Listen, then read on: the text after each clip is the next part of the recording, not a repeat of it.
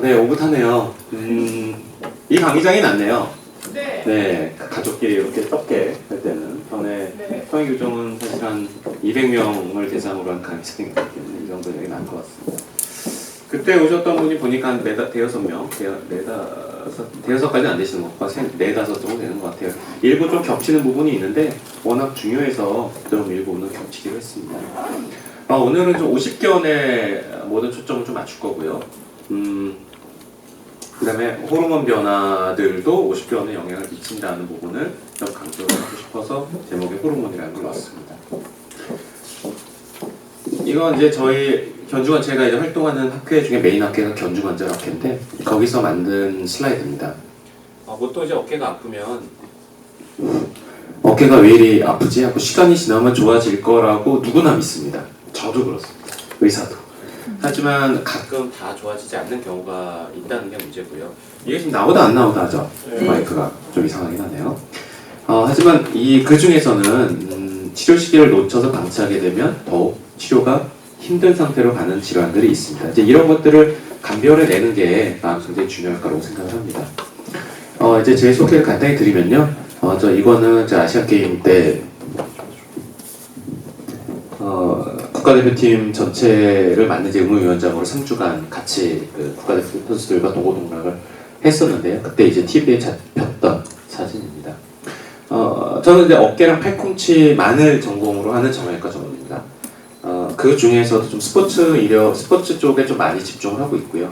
현재는 뭐 과거에 쭉 해왔던 거고, 현재는 이제 배구 국가대표팀, 키움 히어로즈, 그다음에 우리카드 리뷰 배구단을 맡고 있습니다. 그리고 이제 국가대표팀 전체 응용위원장을 맡고 있고요. 해부학 그때 한 거 조금만 반복을 하겠습니다. 어깨는 도대체 어디에 붙어 있는 걸까? 네, 아니 저런 질문을 하지라고 생각을 하잖아요. 이게 쉽지 않으니까 아마 이런 제목을 붙였을 거예요. 어깨는 몸에 붙어 있을 것 같지만 사실은 등 뒤에 붙어 있습니다. 이게 전에도 전 강의 때도 제가 여러 번 강조하지만 이 등 뒤, 우리가 보이지 않는 저 등 뒤의 근육을 단련하지 않는 이상 어깨에는 항상 문제가 생길 수밖에 없다는 겁니다. 언뜻 보면 그냥 몸에 붙어 있을 것 같잖아요. 근데 등 뒤에 있다는 게 몸에 좀 인지가 되세요? 그러니까 이게 무슨 말인가? 몸에 인지가 된다는 게 우리가 손가락을 움직이면 그 관절의 느낌이 있잖아요. 이 손에 손가락이 연결돼 있잖아요. 그 느낌이 있잖아요. 근데 어깨가 등 뒤에 연결돼 있는 느낌이 뇌에서 느껴지세요? 잘 안 느껴지지 않나요? 이래서 굉장히 어려운 건데, 제가 선수들 훈련을 시킬 때 항상 제일 먼저 시키는, 왜냐하면 저는 어제 어깨 선수들이 많이 나오니까 저거를 뇌가 인지하는 거에서부터 항상 시작을 하거든요. 새들도 날개가 등 뒤에서 나오잖아요. 새랑 똑같아요. 등 뒤에서 팔이 나오고 있어요. 이 동영상 좀 부탁드립니다. 됐다. 안 해도 되네요. 이게 보면 팔이 우리가 만세를 부를 때 여기서만 움직일 것 같지만 사실은 이 날개뼈가 통째로 움직입니다. 이상하죠? 날개뼈가 움직이지 않으면 팔은 만세를 들 수가 없어요. 날개뼈를 딱 고정을 하고요. 팔을 들면 여기까지밖에 안 올라갑니다. 되게 몰랐던 사실이죠. 결국 날개뼈가 올라가죠. 이게 끝까지 올라가요. 이걸 다시 한번 보여드릴게요. 이게 워낙 중요한 부분이기 때문에 요게 한계입니다. 혼자 움직이면. 근데 끝까지 하려면 이게 통째로 움직여야 되고, 이것도 움직이고 요 관절도 움직이고요. 관절이 여러 군데서 움직여요. 근데 역시 뇌에서는 느껴지지 않습니다. 이상하죠, 그렇죠? 그래서 이 날개뼈에 붙어 있는 게 핵심인데, 날개뼈 훈련을 한번 해보면요. 등을 뒤를 접어보세요. 이렇게 접을 수 있잖아요. 접는 게 날개뼈 뒤로 붙이는 겁니다. 근데 이제 좀 어려운 거 내볼게요. 날개뼈를 올려보라고 하면 약간 할 수 있어요. 으쓱까지는 돼요.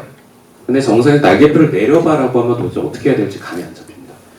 근데 날개뼈를 위에서 볼 때 시계 방향으로 돌려봐, 반시계 방향으로 돌려봐 도저히 할 방법이 없죠. 사실 근데 그거 좀 이렇게 익숙해지면 약간 이제 뇌에서 몸을 이렇게 움직이면 되는구나라고 생각이 되긴 하는데, 그런 식으로 날개뼈의 움직임을 스스로 좀 자꾸 생각을 많이 하면 도움이 되게 많이 될 겁니다.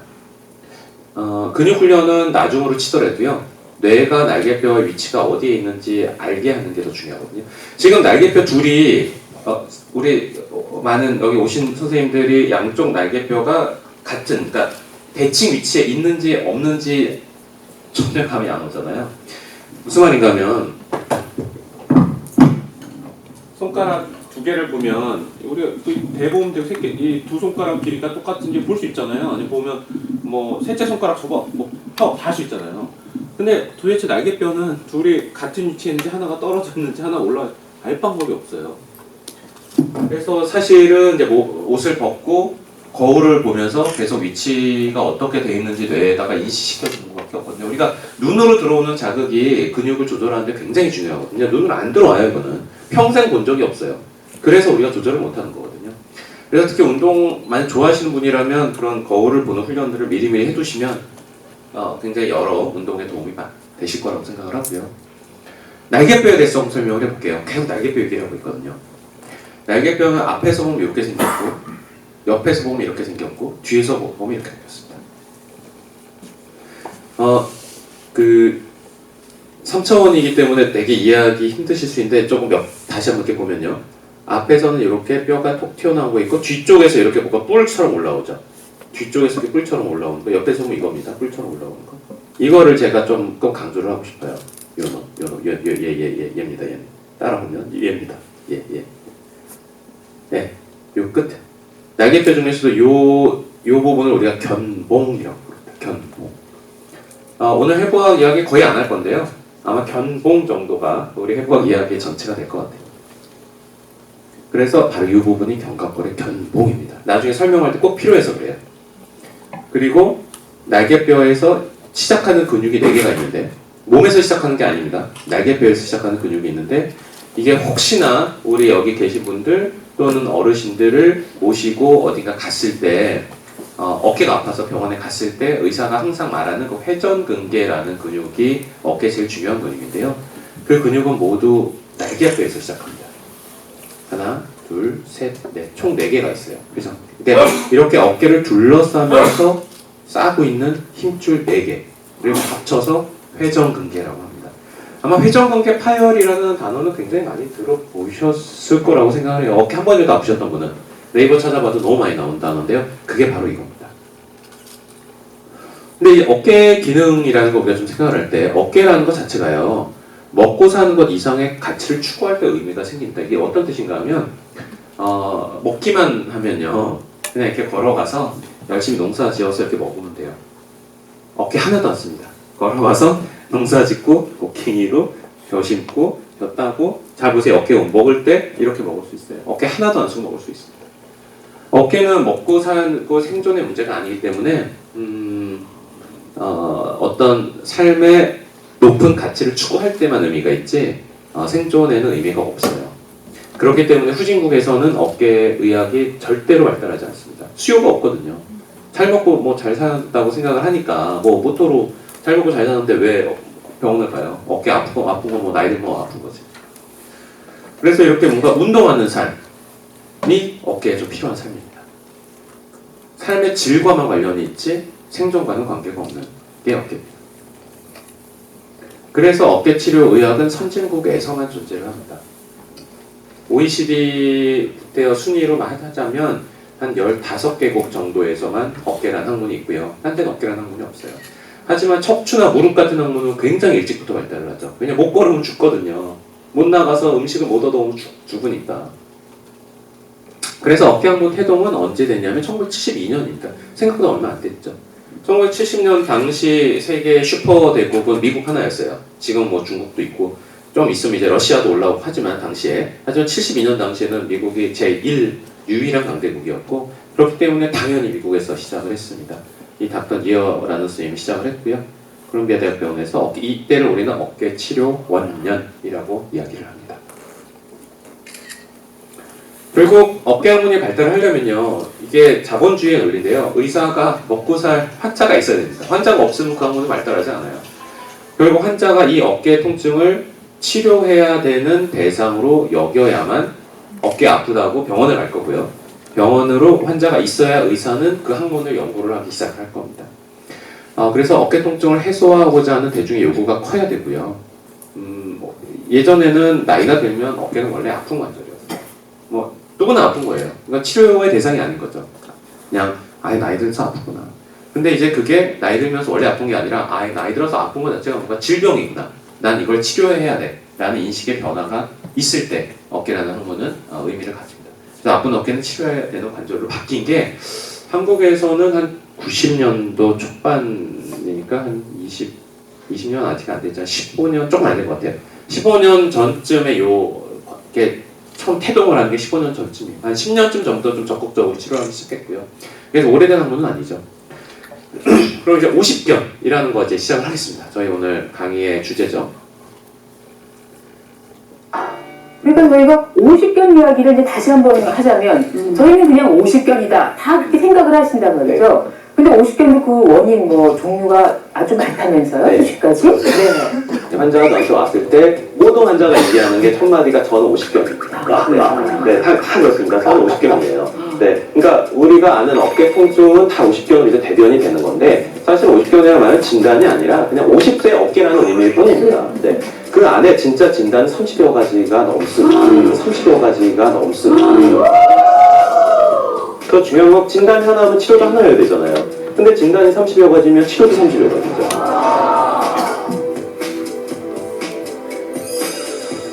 그 중에 수술을 꼭 해야 되는 것도 있고요. 어떤 거는 아무것도 안 해도 혼자 낫는 것도 있습니다. 그게 너무 다양하기 때문에 이제 50견이 무엇인지에 대해서 우리가 좀 알아봐야 될 것. 한 50견에 저렇게 많은 진단이 있을 거라고 생각을 못했을 수 있는데요. 이 말이 뭔가 하면 50견이라는 말은 아주 그 뭉뚱그려서 그냥 아픈 어깨 하는 의미예요.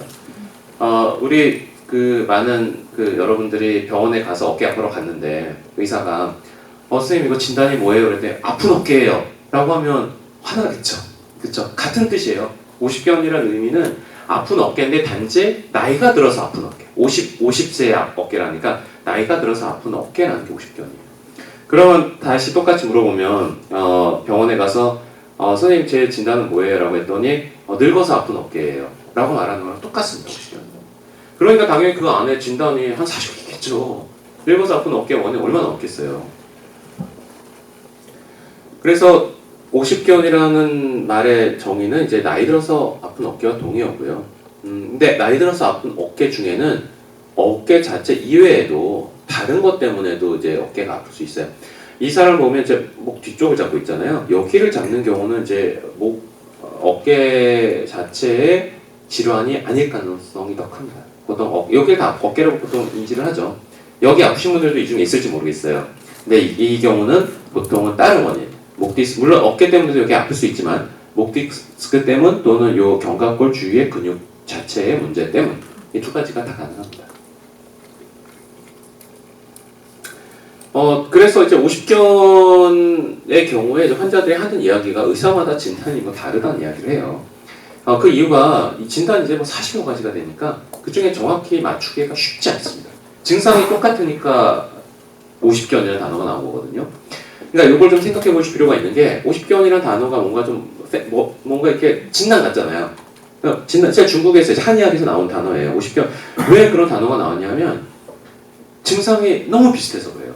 만약 증상이 뚜렷이 달랐으면 아마 다른 이름을 뭔가 붙였을 거예요. 이 40여 가지 진단이 다 증상이 비슷합니다. 그러면 그 진단을 40여 가지를 나누기가 쉽지가 않겠죠. 그 40여 가지인데 치료가 또 다 다르거든요. 그렇기 때문에 이게 감별이 힘들다 보니까 의사마다 진단이 다르다는 소리가 나오지만 사실은 정답은 하나겠죠. 그렇잖아요. 원인이 어떻게 다를 수가 있어요. 원인은 하나죠. 물론 진단 여러 개가 동시에 나오는 경우도 있어요. 아플 때 한 두어 가지 병이 같이 나올 수는 있지만 어쨌든 그런 여러 원인에 의해서 아픈 거지. 그게 뭐 다 진단이 사람마다 의사마다 다르다라고 해서 진단이 그게 다 여러 개인 건 아니겠죠. 정답은 있어요, 분명히. 그래서 이 감별을 위해서는 이제 제가 우리 선생님, 제 제자들한테 항상 얘기하지만 무한대의 지식이 필요하다. 그래서 이 세상에 나오는 모든 지식은 알고 있어야 된다라고 표현을 하는데요. 그만큼 어깨 이 50견 감별하는 게 쉽지가 않습니다. 이게 이제 대표적인 50견들이에요. 한번 좀 읽어보세요. 물론 무슨 말인지 하나도 모르겠지만 이거 설명할 거거든요. 한번 한 30초 정도 쭉 읽어보세요. 이게 대표적인 50견입니다. 대표적이라는 말은 뭔가 하면 유병률이 아주 높은 것들. 우리 선생님들이 우리 그 오신 청중 선생님들께서 걸릴 확률이 월등히 높은 어깨 질환들. 아마 한국에서 유병률이 가장 높은 이제 50견은 여기에 거의 다 적은 것 같은데요. 좀 이상하죠. 목 디스크 이런 게 있잖아요. 이게 아까 설명한 것들이에요. 목 디스크가 어떻게 대표적인 50견? 50견 대표적인 50견 중에 하나 맞아요. 근데 이 정도 하나 둘 셋 위에 5개 정도는 또 충돌 증후군이라고 부릅니다. 이게 또 굉장히 이제 오늘 설명할 거 굉장히 메인 토픽 중에 하나인데요. 충돌 증후군이라는 단어 혹시 들어본 적 이분 있으신가요? 어깨 아프셨던 분들은 네이버 찾아보면 조금 보셨을 수도 있을 것 같은데. 혹시 한 번이라도 들어보신 분 어깨 많이 들어보셨네요. 그 충돌 증후군이라는 단어가 사실 이것도 역시 진단이 아니에요.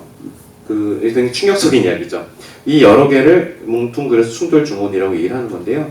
아까 말한 니어 선생님이 1972년에 충돌 증후군이라는 단어를 처음 쓰시거든요. 그 당시는 MRI가 거의 없었어요. 그래서 이거를 감별할 방법이 없었던 거예요.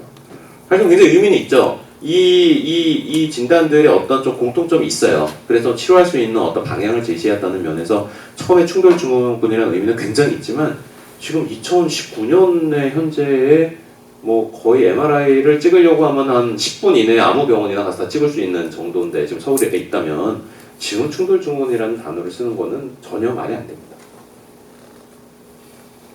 50견 안에 아까 다시 말하지만 이렇게 근막통증 증후, 목 디스크 때문에 원통증들이 있는데 여기가 이렇게 아픈 경우도 있고요. 날개뼈가 이렇게 튀어나오는 이런 병들도 있습니다. 이런 경우는 이제 여기가 이게 통증이 생기기 때문에 요 통증 때문에 좀 마치 어깨가 아픈 것처럼 착각을 할 수도 있어요. 근데 이 정도 튀어나오면 누구나 알 것 같죠. 아까 드린 것처럼 여기는 우리는 볼 수가 없어요. 그래서 딴 사람이 보고 얘기해 주기 전까지는 모릅니다. 그래서 날개뼈 질환에 대해서도 항상 좀 신경을 써야 됩니다. 자, 그럼 이제 충돌 증후군에 대해서 좀 설명을 드리겠습니다. 아까 1972년의 의미가 니어 선생님이 이제 어깨 항문 원년이라고 얘기를 했습니다. 그게 왜 원년이 되냐면 어깨 50견의 대표적인 증상이요. 팔을 옆으로 들면 바로 여기가 아픈 겁니다. 근데 아까 말한 이 그 날개뼈의 견봉이 이렇게 생겼는데요. 견봉이 좀 옆으로 이렇게 생겼어요. 그래서 마치 들면 여기 좀 부딪힐 것 같은 망상을 일으켰던 거예요, 의사들한테. 다 망상이었습니다. 왜 망상이냐면 우리가 들면 아까 보신 것처럼 견갑골이 통째로 올라가 버리잖아요. 그렇죠? 여기 부딪히기 전에 견갑골이 움직여요. 근데 이제 그것까지 다 모르던 시절이니까 들면 여기 부딪힐 거라고 생각하는 거예요. 그러니까 그 참 당시 가장 선진국인 미국에서 가장 똑똑하다고 믿었던 당시 우리나라 70년대 사람들은 미국의 의사라고 하면 정말 대단하다고 생각을 했을 거예요. 그 대단한 사람들이 생각한 모양이 이게 부딪히는 것 같다. 이 뼈를 잘라봐야겠다. 이게 이제 72년 이전의 생각입니다. 그래서 이 뼈를 진짜 잘랐어요. 네. 근데 이걸 잘랐더니 어깨를 진짜로 못 들게 된 거죠. 처음에는 이제 들어서 아픈 것 뿐인데 이걸 잘랐더니 진짜로 잘 못 들게 된 거예요. 의사들이 그래요. 뭐 지금도 그런 짓을 하고 있는지 모르겠어요. 제가 하는 것도 항상 걱정은 하고 있지만 이 미래에 어떻게 바뀔지 또 모르지만 뭐 항상 최선을 다해야죠. 그래서 니어 선생님이 아무리 연구를 하고 해봐도 이건 아닌 것 같다. 수술만 하면 망하는 수술이 어떻게 제대로 된 수술이냐라고 생각을 해서 이 논문이 역사적인 논문입니다. 70년. 그거 말도 안 되는 소리다 이거는. 원인은 앞에 있을 것이다. 그래서 이 옆이 아니라 할 때 이 앞을 자르기 시작합니다. 근데 사실은 이제 나중에 보시면 알겠지만 굉장히 이게 천재적인 접근 방법이었어요. 사실은. 그래서 어쨌든 옆뼈를 깎으면 망하는데 앞뼈를 깎으면 성공은 했어요. 사실은 결과적으로 성공은 했는데 이제 거기서부터 문제가 생겼습니다. 저 논문을 본 수많은 의사들이 지금까지 옆뼈를 깎은 게 내 실수였구나. 앞뼈만 깎으면 그러니까 너무 단순하죠. 이 앞뼈가 깎은 게 꼭 통증을 다 없앴는지 그건 잘 몰라요. 앞뼈는 어쩌면 놔둬도 되고 깎아도 되는 것이었을지도 몰라요. 하지만 앞뼈를 깎았더니 어떻게 성공했다는 논문이 나오니까 그 이후에 이 뼈를 깎는 이 수술이 전 미를 강탈을 합니다. 그게 1980년도에 미국에서 가장 흔히 일어났던 수술이에요. 이게 우리나라 말로는 견봉 성형술 또는 이제 뼈를 깎는 수술이라고 합니다. 근데 그게 안타깝게 지금 현재에서도 국내에서 가장 많이 이루어지는 어깨 수술이 여전히 뼈 깎는 수술이에요. 그러니까 대략 한 25년 정도 지금 미국이랑 우리가 뒤쳐졌다고 생각하면 되는데요. 어쨌든 이런 상황이 당시 미국에서 일어났습니다. 그래서 근데 이제 그 논문을 조금만 자세히 읽어보면요. 진짜 이제 행간까지도 안 읽어도 돼요. 행을 읽어도 됩니다. 행에 뭐라고 되냐면 뼈를 깎으면 시야가 확보가 되고 그 아래 염증을 제거하고 일단 이 염증을 제거할 수 있고요. 첫 번째. 그 다음에 시야가 확보됐기 때문에 힘줄 파열이 동반된 게 눈에 보이면 이를 수술해준다 라는 내용이 있습니다. 잘 보면 염증을 없애주고 파열된 걸 수술해주는 게 사실은 성공의 원인이 아니었나라는 생각이 들어요. 근데 아무리 그래도 의사가 아무리 바보여도 그냥 이 논문을 그렇게 간단히 읽고 그렇게 막 뼈를 깎았을 것 같진 않잖아요. 그 이유를 좀 설명을 드릴게요. 도대체 뭔지. 이제 일단 뼈를 깎고 이런 게 염증인데요. 이 뼈가 있으면 이제 이게 사람은 눈이 여기 있잖아요. 눈이 이렇게 보는데 얘가 가리니까 이거 이렇게 깎으면 이게 잘 보인다는 의미거든요. 잘 보여야 수술도 잘할 수 있죠. 그래서 이게 다시 날개뼈를 좀 소환하겠습니다. 이게 견갑골이라고 했고 여기가 이제 견봉이라고 아까 표현을 했는데요. 견봉. 그 뼈를 왜 깎게 됐는지 좀 설명을 드리려고 그래요. 그 니어 선생님의 수제자입니다. 빌리아니스.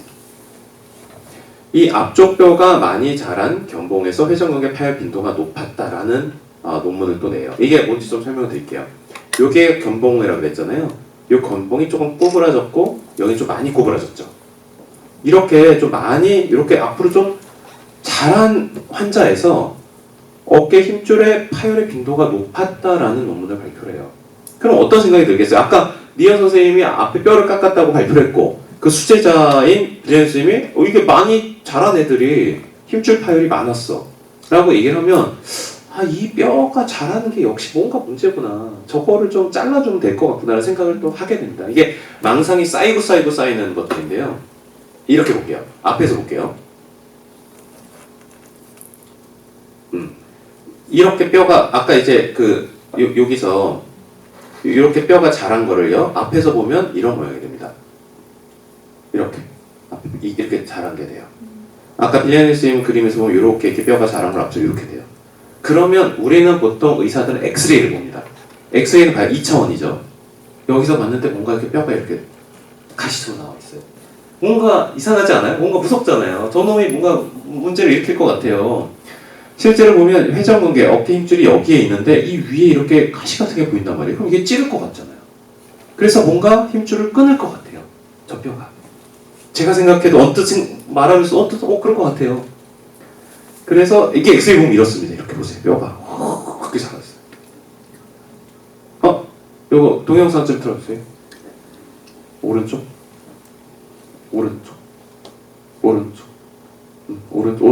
그렇지. 네. 이렇게 팔을 이렇게 움직여야 되는데 여기 이렇게 뼈가 자라있어요. 그럼 힘줄을 막 갈기갈기 찢을 것 같잖아요. 그래서 저게 우리 힘줄 파열의 원인이었다. 드디어 찾았다. 뼈만 깎으면 된다. 그래서 아까 말한 80년대 그래서 견봉 성형술이 대유행을 하게 됩니다. 그래서 이제 사람들이 이런 가설을 세우죠. 저 견봉의 뼈가 아래 힘줄과 충돌한다. 그래서 충돌 증후군이라는 단어가 완성이 됩니다. 이 뼈가 자란 것이 힘줄 파열의 원인이다. 그래서 뼈를 깎으면 우리는 힘줄 파열을 예방할 수도 있다. 이것도 사실 나중에 어쨌든 오해였는데, 그래서 진짜 이 뼈깎기 열풍이 80년대에 어마어마한 미국의 이제 그 수술 수요를 늘립니다. 이렇게 해서 이 뼈를 싹 깎으면 이렇게 예뻐지니까요. 엑스레이 보기도 좋고 환자한테 설명하기도 좋고. 근데 이제 3차원 이해가 좀 필요해요. 이게 이제 힘줄인데요. 이게 아까 말한 그 뼈 자란 거잖아요. 근데 이 뼈가 어디서 자랐냐면 아까 말씀드렸지만 여기서 자랐습니다. 여기서. 근데 힘줄은 여기 있어요. 이게 찢을 수가 있나요? 못 찢잖아요. 근데 앞에서 보면 찢는 것 같아요. 그 당시는 그 MRI나 이제 CT 기술이 없었기 때문에 모든 걸 엑스레이로 판단하던 시절입니다. 엑스레이를 판단하면서도 사람이 머릿속에 3차원 구성을 해야 되는데 그 당시 의사들이 그 생각하지 못한 거예요. 그 미국에서 가장 똑똑하다는 사람들이 그 생각을 못한 거죠. 그래서 이 뼈가 이거를 찢는 건다는 착각을 계속 하게 된 거죠. 그래서 다시 한번 빌리아니 쌤을 소환을 하면 그때 이 얘기를 합니다. 그 논문을 다시 잘 보면요. 앞쪽 뼈가 많이 자란 견봉에서 회전근개 파열의 빈도가 높아진다. 하지만 인과관계는 거기서 설명을 인과관계는 전혀 설명이 돼 있지 않아요. 뼈가 파열을 일으켰다 그런 말 안 했다고 나중에 굉장히 항변을 많이 합니다. 너무 억울해해서. 그러니까 이 자란 환자에서 이상하게 우연히 파열이 있었던 것뿐이지 이 뼈가 파열을 일으킨다는 이야기는 어디도 없습니다. 이제 사실 말하면 우리 빌리안 쌤은 제 직속 스승이세요. 저는 이제 콜롬비아 대학병원에서 어깨 그 전임 일을 하면서 어깨 학문을 공부를 했고요. 저랑 같이 근무를 하고 제 스승님이셨던 분이시기 때문에 이 얘기를 우리가 굉장히 많이 나눴습니다. 근데 그 논문 또 여러 번을 봤고, 근데 확실히 그 논문 어디를 봐도요, 제 그 유파의 우리 장이기 때문에 제가 옹호해 주려는 게 아니라 어디도 인과관계는 설명되어 있지 않습니다. 근데 그러면 이상하잖아요. 그 비밀이 뭔지 한번 내가 설명을 드릴게요. 그래서 이제 진실탐험대를 출발을 시킵니다. 원래는 이제 심줄이 거꾸로 먼저 약화 또는 파열이 되면 이 어깨가 미세 불안정성이 생깁니다. 당연하겠죠. 싸고 있는 게 한쪽이 불안정하면 그러면 어깨가 좀 흔들흔들하게 되고 정확히 말하면 요건데요. 요 인대를 계속 자극을 하면요, 이 뼈가 자라나기 시작합니다. 거꾸로예요. 뼈가 자라서 힘줄을 파열시키는 게 아니라 오히려 힘줄이 안 좋을 때 어깨가 미세 불안정성이 생기고 자극을 해서 뼈가 자랍니다. 그러니까 뼈가 자란 환자에서 회전근개 파열의 빈도가 높아질 수 있는 거겠죠. 그렇죠? 그래서 이렇게 뼈를 깎는 수술은 현대의학에서는 용인되지는 않습니다. 물론 회전근개 파열을 수술하러 들었을 때 그 공간을 좀 넓혀주는 그런 수술은 좋지만 단지 이 뼈만 깎으면 회전근개 파열이 안 된다라는 생각으로 하는 수술은 더 이상 용인돼서는 안 되는 거죠. 그래서 2011년의 논문입니다.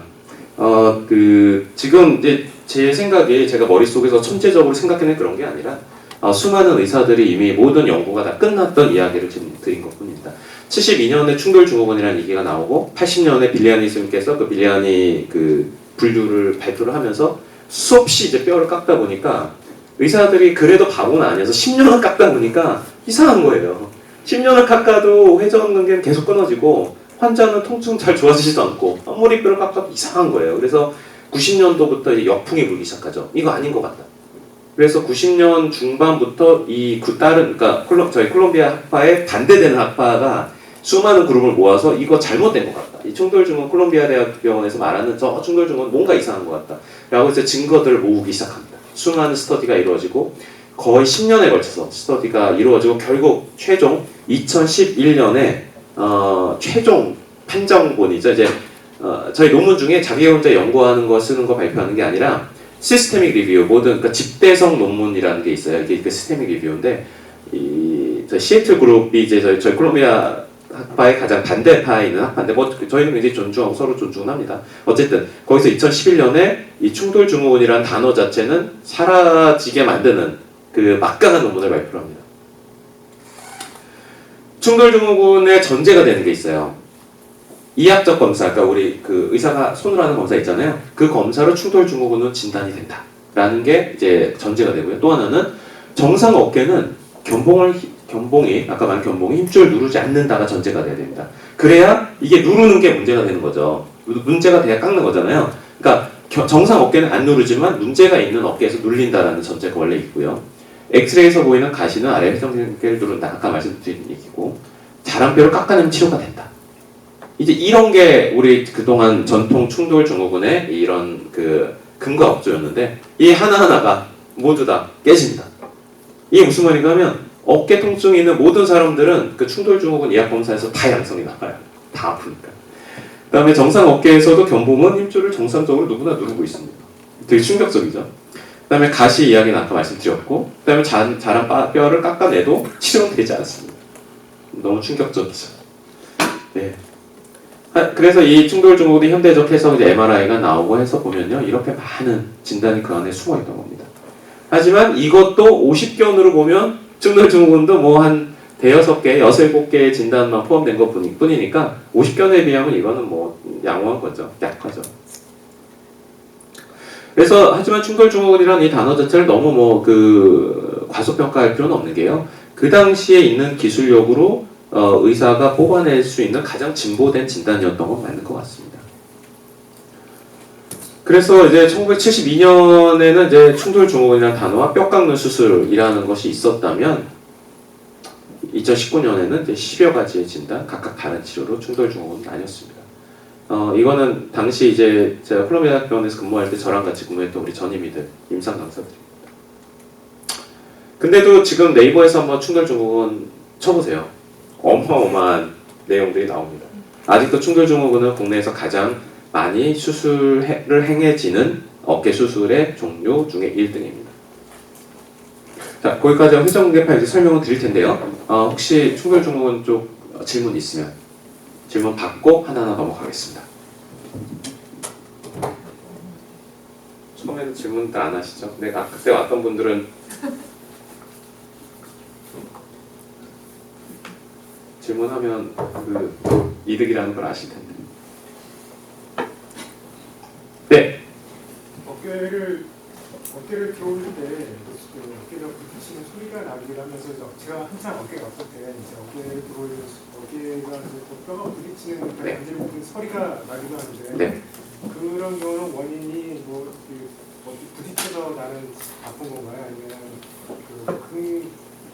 알겠습니다. 제 질문 일단 소리가 당시 통증을 동반을 했었나요? 동반하지 않았었나요? 통증을 아마 좀 동반했던 것 같아요. 네. 보통 이제 소리가 꼭 그 소리와 통증을 동일시할 필요는 없습니다. 뭔가 하면 어깨 같은 경우는 그 구조물이 굉장히 많기 때문에 어디 하나라도 약간 생채기가 나면 그 주변으로 굳은 살이 생겨요. 우리 손도 자꾸 이렇게 자극되면 굳은 살이 생기잖아요. 그럼 굳은 살이 움직이면서 그 주변 조직과 만나다가 탁탁 튕기면서 딱딱 소리가 날 수 있습니다. 뼈랑 뼈랑 부딪힌 소리는 아닐 거고요.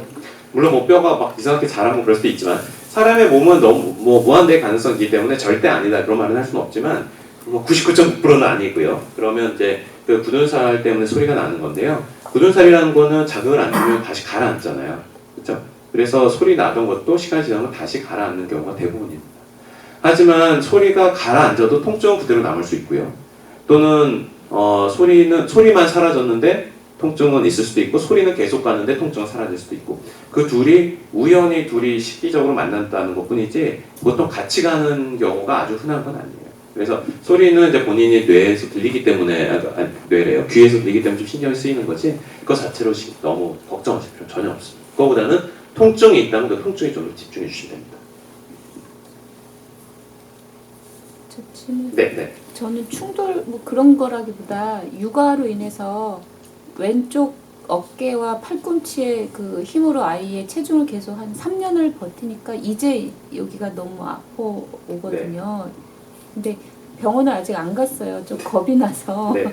근데 지금 말씀하신 것처럼 이렇게 옆으로 올리는 건 괜찮은데 이렇게 하는 게 지금 어렵거든요. 안쪽으로 끝까지 들어올 때인가요? 아니면 중간에 들어올리는 중간인가요? 끝으로 완전히 들어올 때, 스트레칭 끝까지 갈 때. 그거는 이제 그 뒤에 나오는 이제 유착성 관절낭염의 범주로 봐야 되는데요. 가장 안심해도 되는 질병입니다. 그거라면.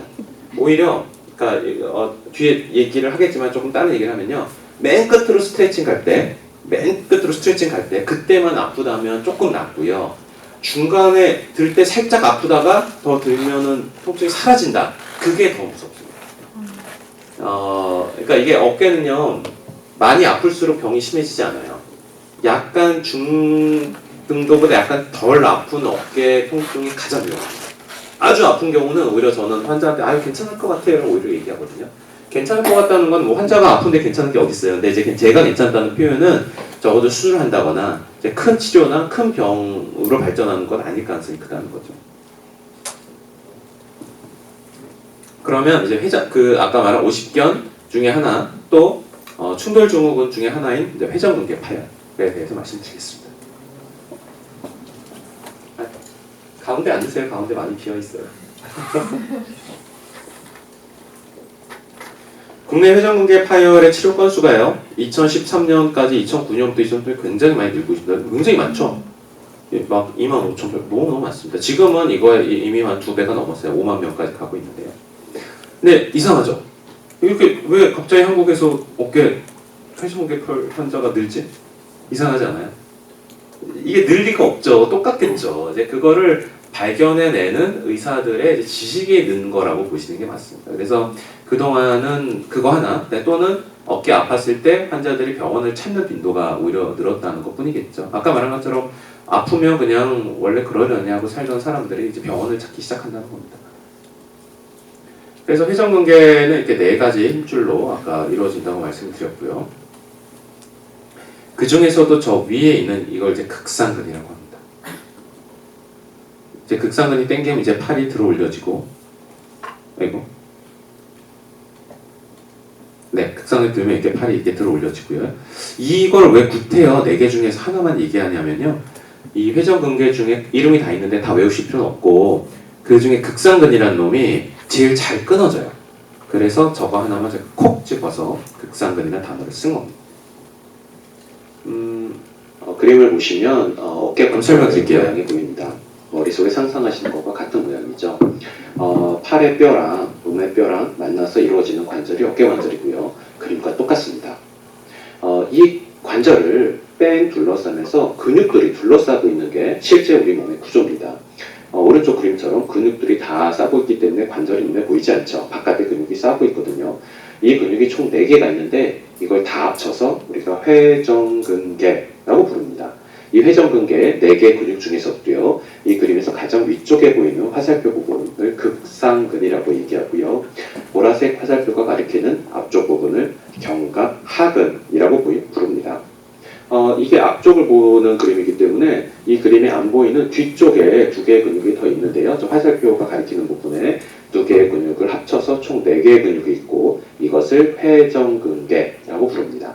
이 그림을 단면을 딱 잘라서 아주 단순한 그림으로 다시 그려보면 이제 오른쪽에 나오는 그림입니다.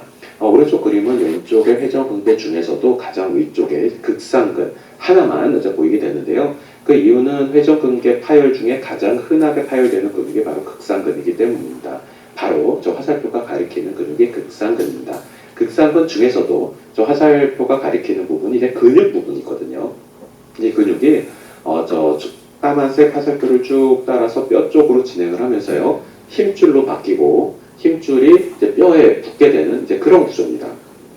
즉 근육에서부터 힘줄로 이행을 하고요. 그 힘줄이 뼈에 붙는 구조다. 이제 그게 극상근의 구조다라고 이해를 하시면 됩니다. 저 빨간색 화살표 보이시죠? 저게 바로 이제 힘줄 부분입니다. 좀 약간 황색 화살표가 이제 근육이고요. 그런데 왜 힘줄을 이렇게 강조를 하느냐? 저 힘줄이 뼈에 붙는 부분이 보이실 겁니다. A와 B 사이라고 이해하시면 되는데요. 저 부위, 제가 화살표로 동그라미 한 부위 있죠. 저 부위가 바로 파열이 가장 잘 일어나는 부위이기 때문에 제가 저렇게 강조를 한 번 더 하는 겁니다. 그러면 도대체 파열이 일어나면 어떤 식의 모양이 이루어지느냐? 그게 바로 오른쪽의 그림입니다. 보다시피 그 붙어있던 힘줄이 뼈에서부터 떨어져서 올라가 있는 걸 볼 수 있습니다. 그럼 이걸 우리가 뭐라 그러냐? 말 그대로 극상근 파열이죠. 근데 극상근은 회전근개의 4개의 근육 중에 하나라고 했잖아요. 그래서 극상근 파열도 맞지만 우리가 아주 일반적으로 이런 것을 회전근개 파열이라고 합니다. 제가 초록색으로 그린 화살표를 보면 그 떨어진 부위, 그러니까 딱 표시가 돼 있죠. 저 부위가 바로 파열된 부위입니다. 그래서 회전근개 파열이 완전 파열이 이루어지면 저렇게 힘줄이 근육 위에서부터 떨어져서 저렇게 좀 위쪽으로 올라간다라고 이해하시면 되겠고요. 저 그림을 보다시피 저 정도로 벌어졌으면 우리가 꼬매서 다시 원래 자리로 이제 붙이고 꼬매는 수밖에 없겠죠. 언뜻 생각해도 이해가 되십니다. 그래서 회전근개 완전 파열은 수술로 복원하는 게 유일하게 좋은 방법이다라는 것을 좀 알아주시면 좋겠습니다. 하지만 저렇게 완전 파열이 돼서 딱 공간이 벌어지기 전까지는 꼭 수술하진 않아도 된다는 것도 같이 알아주시면 감사하겠습니다. 네, 이거는 뭐 제가 만든 파일이기 때문에요. 유튜브에서 CM병원 뭐 이상원 치면은 다 언제든지 다시 보실 수 있습니다. 뭐 여기서밖에 안 볼 수 없는 건 아니고요. 네. 그래서 이제 회전근개 복원술이라는 게 어떤 건지 조금 이해를 시켜드리면요. 아까 말한 극상근인데요, 이게 톡 이렇게 끊어지면 이거를 이제 다시 여기다가 꼬매는 방법을 저희는 생각을 해야 됩니다. 그래서 이렇게 연결해서 딱 연결. 이게 뭐 회전근개 복원술이에요. 어떻게 보면 뭐 굉장히 간단하죠. 이런 원리입니다. 원래 힘줄에다 다시 붙여주는 것. 이게 이제 회전근개 복원술이고요. 만약 수술하지 않으면 그럼 어떻게 되냐? 저거 뭐 끊어진 채로 살면 안 돼? 라고 생각을 할 수도 있죠. 이게 만약 끊어졌는데 놔두면 이건 점점 알려 올라가고요. 이건 위에서 잡아주는 힘줄이 없기 때문에 점점 이게 팔이 위로 올라갑니다. 그러면서 이게 이 연골이 서로 아기가 맞지 않기 때문에 이제 관절도 다 망가지게 되죠. 물론 이게 끊어지자마자 바로 안 하면 이렇게 되는 건 아니고요. 저렇게 다 끊어지고 뭐 10년 동안 이제 방치하게 되면 이런 일이 벌어진다. 이렇게 되면 꼬맬 수도 없고 꼬매봤자 이 연골은 다 망가졌기 때문에 효과도 없고 이렇기 때문에 간혹 모든 환자에서는 아닙니다. 하지만 이렇게 완전 파열이 된 사람에 한해서는 좀 빠른 치료가 필요하다는 얘기를 항상 하는 거고요. 근데 이제 보세요. 아까 말한 극상근인데 이렇게 완전 파열된 게 보이시죠? 자, 그러면 이 근육이 양쪽에 원래 빳빳하게 이제 붙어 있어야 되는데 한쪽이 떨어진 거잖아요. 그럼 이 근육은 흐물흐물 힘을 못 씁니다. 그럼 어떤 일이 벌어지냐면 힘을 못 쓰는 근육은 마블링이 생겨요. 우리가 소를 소 어떻게 만드는지 아시죠? 못 움직이게 묶어놓으면 마블링이 생겨요. 마찬가지로 이 근육은 원래 움직여야 되는데 한쪽이 끊어졌기 때문에 저 근육은 그냥 뭐라고 하죠? 그냥 작동을 못하는 거잖아요. 그냥 이렇게 흐물흐물하게 있으면 이게 마블링이 생겨버리면 그 다음에는 작동을 못하는 근육이 되기 때문에 꼬매져 봤자 아무 의미가 없습니다. 이게 완전 파열인데 이제 헷갈리면 안 되는 게 부분 파열의 경우는요 절대 저렇게 그 위험한 지경으로 진행되지 않아요. 또 이런 게 있죠. 부분 파열이 되면 무조건 완전 파열로 진행하느냐? 그렇지도 않습니다. 제가 이제 MRI만 10년째 찍고 있는 환자들도 많거든요. 10년째 부분 파열 그대로 되게 잘 사는 환자들도 많아요. 그래서 계속 수술 안 하고 뭐 1에서 2년 사이로 그냥 MRI만 찍고 있습니다. 그래서 제 꿈은 죽을 때까지 이렇게 살다가 돌아가시라는 거죠. 그냥 부분 파열인 채. 좀 말은 웃기지만 돌아가시란 말이에요. 하지만 부분 파열인다고 해서 반드시 완전 파열로 가는 건 아니기 때문에 제가 이런 얘기를 하는 이유가 가끔 이제 병원에 가시면 뭐 부분 파열인데 뭐 부분이란 말을 또 뺄 경우가 많죠. 파열이셔서 빨리 수술 안 하면 큰일 난다라고 얘기를 가끔 들으실 때가 있거든요. 근데 이제 부분 파열의 경우는 그렇게 겁내지 않으셔도 된다는 거고요. 이 회전계 부분 파열은 대부분 수술하지 않습니다. 물론 예외적인 경우 있죠. 수술하는 경우도 저도 가끔은 있어요. 1년에 그래봐야 뭐 한 3, 4개밖에 없을 것 같긴 한데. 근데 어깨 힘줄이 끊어질지 모르니 수술한다라는 것도 제가 말한 것처럼 말이 안 되죠. 진짜 끊어질지 안 끊어질지 우리 몰라요. 근데 이제 부분 파열인데 지금 수술하지 않으면 큰일 난다라는 말도 좀 이상하죠. 그렇죠? 그래서 어떤 의사는 수술해야 됩니다. 수술하면 안 됩니다. 뭐 굉장히 헷갈리죠. 그래서 가끔 이제 네이버에서 이제 돌아다니다 보면 다양한 의사의 의견을 들어야 한다는 이런 얘기가 많이 있어요. 저 굉장히 싫어하는 이야기입니다. 저는 이게 제대로 된 의사 한 명의 이야기가 훨씬 중요하다고 생각을 하고요. 왜냐하면 그 다양한 의견 중에 정답은 하나인데 다양하게 듣는 게 무슨 의미가 있을지 저는 모르겠어요. 근데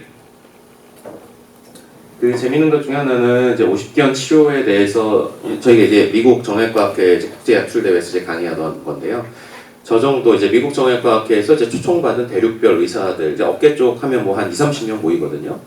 모여서 우리끼리 얘기를 했을 때 어떤 특정 환자 케이스를 두고 진단과 치료에 이견이 있는 경우는 거의 없어요. 그러니까 생각하시는 것보다 그 어느 일정 지식 수준이 넘어가게 되면 진단 치료에 이견이 발생하는 일이 많지 않습니다. 제가 그렇기 때문에 다양한 의견이 중요하지 않다고 말하는 거에 어떤 증거가 되기도 하죠. 네, 이게 회전계 파열, 이 다음은 이제 유착성 관절염 넘어갈 건데요. 방금 회전계 파열 좀 궁금하셨던 점 있으면 좀 질문하시죠. 물론 끝나고도 한번 또 찬스가 있습니다. 질문할 찬스가. 네. 어떤 병원에서는 부분 파열인데도 불구하고 수술을 더 어려운다고 했잖아요. 그럼 그런 데서 수술을 안 해도 되는 수술을 받고 뭔가 잘못돼서 이 병원에 오는 근데 수술이라는 거는요. 뭐 저라고 수술해서 10,000명을 하고 10,000명도 완벽하게 되진 않거든요. 그러니까 그 어떤 수술이든 잘못돼서 올 가능성은 언제든지 있죠. 그 다음에 만약 저한테 오는 경우는 대부분 잘못된 경우에 오겠죠. 왜냐하면 아무리 부분 파열해도 수술했는데 하나도 안 아프죠. 깔끔히 나면 안 오겠죠. 그러니까 오히려 선생님이 받았던 케이스는 어떤 거예요? 그럼 거의 대부분 잘못된 거죠. 그건 당연한 게 수술 받고 아프니까 없겠죠. 네. 그러니까 저의 얘기는 그 수술이 그렇게 안 좋게 될 가능성이 많냐는 얘기예요. 아니 기본적으로 이제 회전계 파열 수술이 안 좋게 될 가능성이 높지는 않은 건데요. 그거는 그 수술자의 그 수술 스킬에 따라 다를 겁니다. 누가 하면 좀 많이 아파하고 누가 하면 별로 후유증 없게 하고, 그다음에 경험이 그 사람도 늘면 나중에 더 좋아지고 뭐 이런 거 있겠지만, 그러면 만약 아주 숙련자들이 생각하는 회전근개 파열의 예후는 어떻습니까? 아주 좋죠. 사실 아주 좋습니다. 관절경으로 하는 수술이고, 그다음에 만약 재파열률, 그러니까 부분 파열에서 뭐 재파열이라는 걸 생각하실 건 없지만 완전 파열의 경우 재파열이 몇 프로쯤 됩니까? 그러면 한 5에서 6% 정도예요. 그러니까 뭐 근데 5에서 6%도 아주 심하게 끊어진 환자들이 다 그 안에 포함되어 있기 때문에 5에서 6% 정도면 일반인과 이제 의사의 생각이 다르죠. 그 재파열이 5에서 6%나 돼? 라고 하지만 의사들 안에서 10% 이내의 재발률을 가지는 건 굉장히 좋은 수술이거든요. 원래 이제 의사와 이제 환자 측의 생각의 그 범위가 좀 다를 거라고 생각을 합니다. 좋죠. 네. 저희 언니가 미용사인데요. 이렇게 뭐죠 그 매직하는 그 네. 오른쪽 어깨에 부분 파열이 있어가지고 네, 네. 한국에서는 수술을 권했는데 미국 시민권자라서 미국에 돌아갔더니 수술하지 말라고 얘기를 네, 네. 해서 수술 안 하고 지금 버티고 네. 있긴 한데, 저는 좀 궁금한 게 부분 파열이 됐을 때 아까 말씀하셨던 근육이 흐물되는 부분은 생길 거 아니에요. 전체적으로 이렇게 네. 단단하지. 네. 근데 안 생깁니다. 안 왜냐하면 생겨요? 연결은 되어 있기 때문에 아. 근육은 작동을 하거든요. 아, 작동만 하면 흐물거리지 않아요. 그럼 부분 파열이 있어도 어떤 힘의 균형이 고루 갈 수 있다는 얘기십니까? 그쵸. 아. 그래서 아예 안 아프게 지내는 경우도 많고요. 오히려 통증의 원인은, 그러니까 MRI, 예를 들면 이중에 나이대가 어떻게 되시나? 이중에 있는 분들 제가 MRI를 싹 긁어보잖아요. 예를 들어서 한 50%는 부분 파열이 나올 겁니다. 50%. 그러니까 부분 파열이 있다고 해서 꼭 통증이 있는 건 아니고요. 나이가 들면 누구나 부분 파열 좀 생겨요. 저도 안 찍어봤지만 좀 있을 것 같은데, 그러니까 바꿔 말하면 부분 파열이 보이는데 통증이 있잖아요. 통증의 원인 자체는 전혀 다른 걸 수 있어요. 바꿔 말하면 부분 파열을 수술을 해도 그 통증은 그대로 남을 수 있고 거의 다 플러스 수술 통증까지 나오는 거죠. 그래서 통증의 원인이 꼭 파열 때문에 나올 거라고는 생각 안 하셔도 돼요. 그러니까 그거를 찾아내는 게 그게 이제 또 의사의 역할이죠. 도대체 어디서 이 통증이 나오는지. 근데 방금 말씀하신 미용사 같은 경우는 어깨 통증을 아주 많이 호소하는 대표적인 직업군 중에 하나예요. 왜냐면 기본적으로 이제 어깨를 이 상태에서 일을 하는 거거든요. 혹시 이 중에 자기 직업이 팔을 이 정도 들어서 일을 하시는 분이 있다면 상당히 어깨에 무리가 올 가능성이 크고요. 저 같은 경우도 저 관절경 수술을 하기 때문에 이렇게 수술 항상 하거든요. 저는 어떻게 하냐면 발판을 높은 걸 해서 올라갑니다. 올라가면 팔이 이렇게 떨어지겠죠. 저도 이렇게 수술해요. 그래서 직업 환경을 바꾸는 거는 굉장히 중요하죠. 그것까지 오늘 다 얘기는 못 할 겁니다. 그건 뭐 향후에 우리 기능의학 카페에서 아마 뭐 계속 꾸준히 우리가 강의가 있을 테니까 그럴 때 하나하나 좀 말씀을 드릴게요. 하나쯤에 아까 전에 선생님 양력 잠깐 봤을 때 네. 선수분들도 많이 네. 케어를 하셨던 걸로 네, 네. 보여주는데, 그 아까 회전근개 파열로 찾아오는 선수분들도 많이 계셨잖아요. 일단 기본적으로 오늘은 초점을 아까 50견에 좀 맞췄는데요. 50견 50세라는 건 이제 퇴행성에 맞춘 겁니다. 근데 선수들은 보통 10대, 20대이기 때문에 조금 다른 거긴 하죠. 퇴행성으로보다는 진짜로 과사형 또는 손상에 의해서 회전근개 파열이 이루어지는 건데요. 투수들의 경우는 회전근개 파열이 아주 흔합니다. 아주 흔하고요. 하지만 수술은 절대 안 해주죠. 왜냐하면 그럼 이제 커리어 엔딩이 되기 때문에 이제 커리어 끝나기. 혹시 운동 쪽 조금 하시는 분이신가요? 그게 업이라 가지고. 헬스 예. 트레이너신가요? 예. 그래서 회전근개 파열 중에서 제가 수술을 하게 한 경우는요, 크로스핏 선수들은 해줬습니다. 왜냐면 크로스핏 선수들의 경우는 이제 커리어 엔딩보다는 좀 좋은 쪽으로 좀 가는 경우가 많았고요. 30살에서도 회전근개 파열로 수술하게 되는 일은 거의 없어요. 보통은 45세 이상에서 나옵니다. 근데 제가 제일 어린, 제가 회전근개 파열 수술했던 모든 환자 중에 제일 어린 게 29, 30, 31, 32 다 있거든요. 다 크로스핏 선수 또는 크로스핏에 미치는 사람들이었어요. 혹시 질문하는 게 아마 제 대답을 하면 그 다음 질문이 있을 것 같은데. 같은 사람에게서 같은 질환이 재발해서 다시 네. 조치해야 되는 경우도 보셨었나요? 거의 100%죠. 보통 원인으로 지목되는. 그럼 직업이죠. 뭔가 하면 야구 선수에서 투수가요. 아무리 제가 잘 치료해도 다시 아파서 찾아옵니다. 그러면 이제 그거죠. 운동 선수의 경우는 아프면 일반인 같은 경우는 아까 말한 것처럼 자기의 어떤 직업 환경을 바꿀 수 있어요. 뭐 이걸 하시면 뭐 이렇게 바꾸시라던가 할 수 있어요. 투수한테 바꾸라고 못 하거든요. 가장 위험한 투구의 폼으로 계속 하라고 해야 돼요. 단지 그 안에서 약간 우리가 견갑골을 좀 조절을 해주고 해서 그나마 위의 환경을 조금 떨어뜨려 주는 정도가 우리가 할 수 있는 최선입니다. 그 다음에 통증 없애는 거는 또 다른 기술이었고요. 네. 등 근육을 강화하면 네. 어깨 질환이 좀 덜 생길까요? 네, 사실 오늘 강의에서 좀 뺐던 부분인데 너무 중요한 질문을 해주셨는데,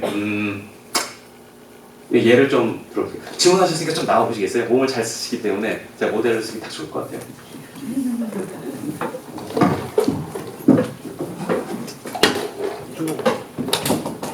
가운데 있어서 좀 힘들구나. 가에 있는 분을 꼭.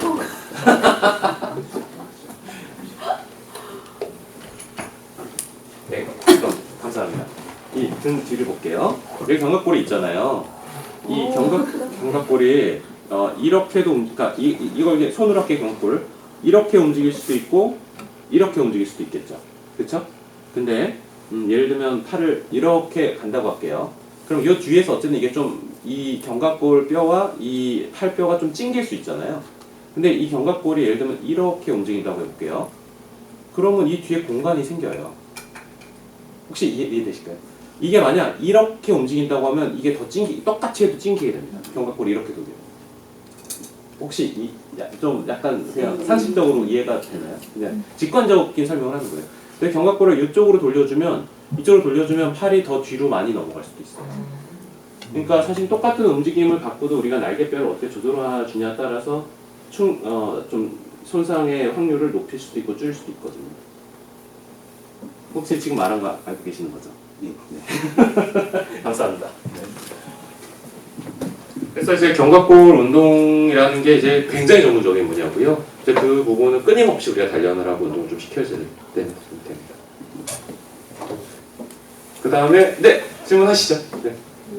어깨가 좀 불편한 분이 프랭크 자세를 했을 경우에 좀 안 좋다고 하시는데 그걸 안 해야 되는 건지 조금 보강을 하는. 네, 일단 플랭크 자세를 조금 플랭크 뭔지 혹시 제가 설명드릴게요. 굉장히 좋은 운동인데요. 플랭크는 팔굽혀기를 하는 게 아니라 여기 이 팔꿈치로 그 바닥에 대고 그냥 엎드려 뻗쳐를 하는 거예요. 해보시면 이제 복부 근육 코어 운동에 너무너무 좋거든요. 근데 이제 언제 문제가 됐냐면 복부 근육 하는 건 좋은데 이걸 해놓고 힘을 빼면 어떻게 되겠어요? 이렇게 되겠죠. 그래도 복부에는 힘이 들어가요. 그래도 이렇게 되면 이건 어깨에 손상을 주고요. 만약 할 거면 견갑골을 바깥으로 다 빼고 팔을 앞으로 밀어내니까 벽과 내가 싸워야 돼요. 벽과 싸우는 느낌으로 앞으로 밀고 있지 않으면 이 어깨는 손상될 수밖에 없거든요. 앞으로 밀고 있어야 되는데 이렇게 하고도 어깨가 아프다. 그러면 플랭크 때문에 아픈 게 아니라 이미 어깨에 문제가 있는 상황인 거예요. 그런 경우는 이제 당연히 플랭크를 하면 안 되고 일단 어깨 치료를 먼저 좀 하는 게 순서가 돼야 될 겁니다. 네, 답이 됐나요? 네. 네. 네, 저 같은 경우는 이렇게 뒤로 이렇게 등을 이렇게 했을 때 견갑골이 안 나오거든요. 그건 무슨 말이에요? 견갑골이 안 나오는 거예요? 견갑골이 이렇게 보통은 애기들이나 이렇게 좀 보면 이렇게 많이 튀어나와 있잖아요. 이 정도 하면. 근데 저는 견갑골이 안 나오고 좀 묻히더라고요. 네, 견갑골 안 나오는 게 나쁠 건 없습니다. 그래서 저는 그것 때문에 혹시 더 아니요. 오히려 한번 보여줄 수 있으세요? 아니 옷을 입어서 괜찮아요. 겉으로 다 볼 수 있어요. 아 그래? 네네. 우리 트레이너 선생님한테 되게 좋은 강의네요. 오늘 질문이 다 트레이너 선생님들 도와주는 질문을 해주시고. 앞으로 이렇게 등이 잘 안 나와서요. 손으로 만져봐도 되니까 네. 해보세요. 괜찮습니다. 좋아요. 건강한 견갑골이. 왜냐면 설명 드릴게요. 오히려 이게 이 견갑골이 등에 못 붙이는 근육이 따로 있거든요. 그 근육이 단련이 안 되면 오히려 이거 할 때 이게 붕 뜹니다. 안쪽이. 안쪽이 붕 뜨는 게 오히려 어깨에는 간접적으로 악영향을 많이 미치거든요. 그래서 오히려 이게 좋으신 것 같아요. 저희 네. 스포츠 마사지 하시는 네. 그분은 네. 그거가 안 나와서 네. 문제가 좀 생길 수 있다고 정거근이 아주 좋은 경우에 해당하는 거기 때문에 좋습니다. 물론 그게 있어요. 거기가 너무 근육이 다 빡빡해서 뻣뻣해서 안 나오는 경우가 있는데 지금 제가 만져보니까 그건 아니에요. 충분히 그 안에 틈도 있고 그 다음에 자기 근육이 좋은 경우에 해당하기 때문에 나쁘지 않습니다. 네. 여기까지 하고 장애학 또 있습니다. 계속 질문 기회는. 네. 어깨 아프면 마사지 많이 받으러 가는데 그 마사지 받는 자체가 근육이 안 좋을 수 있다고 하더라고요. 제가 어깨 아프다고 느끼는 그 어깨가 어딘가요? 손을 한번 만져주세요. 저는 목 거기죠, 오케이. 네. 다행히 이제 아까 제가 설명드렸지만 이쪽은 어깨로부터 오지 않을 가능성이 더 크고요. 목에서부터 오는 가능성입니다. 확률보다 더 높습니다. 하지만 어깨 자체에서 통증이 왔을 때는 이제 마사지가 할 수 있는 기능이 굉장히 제한이 되는데요. 목에서부터 이쪽에서 올 때는 그래도 마사지 하는 게 효과가 없진 않아요. 있을 수는 있습니다. 물론 거기서 목을 확 꺾는, 특히 이제 카로프랙틱을 잘못 이해하는 분들이 목을 너무 꺾어버리면 문제가 될 수 있지만 그게 아니라 단지 근육을 이제 풀어주는 쪽으로 간다라고 하면 손해볼 거 없습니다. 단지 하고 너무 재발을 빨리 한다. 이럴 때는 진짜 목에 문제가 뭐가 있을 수 있으니까 검사를 제대로 해보는 게 맞지만 적어도 마사지 할 때 목 꺾는 것들 있잖아요. 무슨 뭐 타이 마사지 이게 목 확 꺾어서 뚝뚝 소리 나 그런 것만 아니라면 괜찮습니다. 그러면 이 팔을 이렇게 하고 이 사이로 늘려주는 저는 그거는 반대예요. 제가 절대 안 하는, 저는 이제 어깨 전문이기 때문에 저 열충쇼 절대 안 해요. 제가 안 하는 게 어깨 있습니다. 열충 절대 안 하고 팔 이렇게 뒤로 이렇게 운전할 때 뒤에 있는 거 물건 집으려고 하잖아요. 집으려고 하다 이러면 안 되지 하고 허리를 돌려서 이렇게 집습니다. 네. 그래서 이따 곧 한 번 더 말씀드릴게요. 유착성 관절 양을 이제 설명드리겠습니다. 저희가 이제 50견이라는 큰 범주 안에 충돌증후군이라는 또 큰 범주가 있고 그 충돌증후군 안에 범주들을 지금 설명을 하고 있습니다. 첫 번째 회전근개파를 설명을 했고요. 그 다음에 유착성 관절낭염을 설명을 하면요. 유착성 관절낭염이 유병률, 소위 말하는 병에 걸리는 대한민국 인구의 숫자로 볼 때는 어깨 환자 중에 1등일 겁니다. 어깨를 둘러싸고 있는 관절막이 이제 두꺼워진 건데요. 근데 정상 관절막이 이랬다면 이건 이렇게 막 쪼그라들고 두꺼워지고 이렇게 된 게 이제 유착성 관절낭염입니다. 이제 증상은요. 이때 이거 아니라 100개도 더 얘기할 수 있어요. 하지만 부딪히고 다친 적이 없는 조그만 움직여도 아프다. 어깨가 아픈 쪽 손을 머리에 빗거나 옷을 입고 먹기가 불편하다. 아픈 쪽 눕기 힘들다. 이것도 굉장히 대표적입니다. 어깨 눕기 힘들다. 팔을 바깥쪽으로 돌리거나 위로 드는 것이 힘들다. 또 아까 질문 안 해주셨던 안쪽으로 쭉 스트레칭하는 게 좀 힘들다. 이런 것들이 이제 대표적인 유착성 관절낭염의 증상입니다. 어깨에 이제 여러 층이 있다는 게 이제 이 굉장히 좀 우리 전문의들한테 설명해 줄 때 하는 이야기인데요. 어깨에 이렇게 회전근개가 둘러싸고 있잖아요. 이 극상근을 놔두고 여기를 싹 벗겨볼게요. 그럼 여기 이제 관절이 보일 거 아니에요. 하지만 이 힘줄과 관절 사이에 텅 비어 있는 게 아니라 요 사이에 이런 관절막이 남아 있습니다. 이 관절막이 두꺼워진 게 유착성 관절낭염이에요. 그러니까 회전근개도 아니고 관절 속의 연골도 아니고 힘줄과 관절 속 그 사이에 있는 이 막이 두꺼워진 겁니다. 근데 이 관절막이 두꺼워졌는데 이 회전근개 위에다가 주사를 놓으면 효과가 있을까요? 없을까요? 제가 이 질문을 하는 거는 많은 환자, 그러니까 저는 이제 외래 예약이 한 4달 반 정도가 밀려 있어요. 그럼 4달 반 동안 어떻게 기다려야 아파 죽겠는데 반드시 여러 병원들 돌아옵니다. 저한테 올 때는. 그리고 이렇게 해서 주사를 한번 맞아보시면 어떨까요? 라고 얘기를 할 때 환자들이 공통적으로 하는 말이 이미 맞았는데 효과가 없어요. 근데 제가 말하는 것처럼 난 병이 여기인데 여기다 맞으면 효과가 있을 리가 없잖아요. 하지만 이제 여러 충돌증후군의 또 다른 여러 그 진단 중에 이제 견봉화 점액낭염 여기에 이제 염증이 있는 경우는 그때 여기에 주사 맞는 게 맞겠죠. 그래서 그러니까 머리가 아픈데 세상에서 정말 제일 좋은 주사를 발바닥에 맞는다고 머리가 좋아지지는 않을 거예요. 똑같습니다. 그래서 주사를 과연 여기다 놓을 것인지 여기다 놓을 것인지 다 다르다는 거죠. 결국 우리가 타겟을 잡고 들어가야 되는 거고 그 다음에 이 관절 속으로 들어가는 그 기술도 또 굉장히 많이 필요하고요. 그래서 유착성 관절낭염 치료는 대부분 스스로 소실돼요. 하지만 대다수의 경우 주사치료로 관절막을 좀 정상화시키는 과정으로 또 대부분 치료가 되고요. 또 물리치료, 도수치료 동반되면 좀 좋기도 합니다. 그래서 이게 힘줄이 아까 말한 극상근이 요거라면 요 위에 바깥에 또 염증이 생길 수도 있고요. 이 관절 속에 염증이 생길 수도 있고요. 그 관절을 싸고 있는 막에 염증이 생길 수도 있습니다. 그러니까 어깨 안에 이렇게 굉장히 다양한 병의 위치가 있을 수 있기 때문에 결코 한 가지 주사로 만능 치료를 한다는 것은 말이 안 된다고 생각을 하고요. 이게 가끔 정말 1년은 농담이고 한 2.5년에 1명 정도 제가 수술할 때가 있는데요. 수술할 때 들어가 보면 이게 다 관절막이거든요. 이만큼이. 이게 원래는 종이짝처럼 얇아야 됩니다. 그게 이렇게 두꺼워지면 이렇게 두꺼워져요. 종이장이라는 게 비유가 아니라 진짜 그 종이 두께로 여기서 보여야 됩니다. 종이 두께로. 근데 그게 이렇게까지 두꺼워진다고요. 근데 이게 뭐 늘어나겠어요? 안 늘어나지. 저 정도 두꺼워진 부분은 팔 이렇게 못 움직여요. 이렇게 늘어나질 않으니까. 근데 저 유착성 관절낭염이 그럼 왜 생기냐? 왜 두꺼워져? 도대체 관절마다 왜 두꺼워지는 거야? 대부분 이제 어깨 때문에 두꺼워질 거라고 생각을 하잖아요. 어깨 자체의 원인보다 이쪽이 더 흔합니다. 특히 여성의 경우는 이제 50세 전후 때는 이제 50세 전후에 되게 많거든요. 여성 호르몬 저하될 때 두꺼워지기가 되게 쉽고요.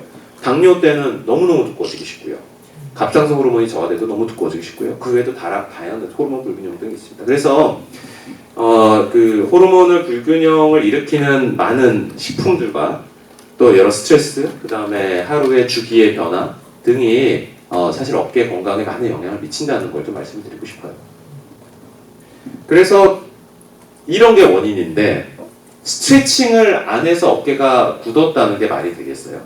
그게 아니라는 거예요. 다들 스트레칭만 내가 스트레칭을 안 해서 어깨가 굳은 것 같다고 해서 우리 공원에 가서 막 돌리는 거 하잖아요. 전혀 도움 안 되고 어깨에 손상만 줍니다. 이게 이런 근본 원인이 있는데 어떻게 뭐 스트레칭만으로 막겠어요? 어깨 굳는 거. 병이라는 거죠. 유착성 관절낭염은 병입니다. 안 써서 굳은 게 아니에요.